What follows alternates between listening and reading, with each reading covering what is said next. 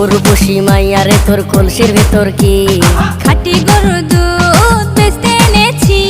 দে না একটু খাই, দামটা আগে চাই, আর দে না একটু খাই। দামটা আগে চাই, তোদের মতো ভিড় খাওয়াদের চেনে রেখেছি। উর্বশী মাইয়ারে তোর কলসির ভেতর কি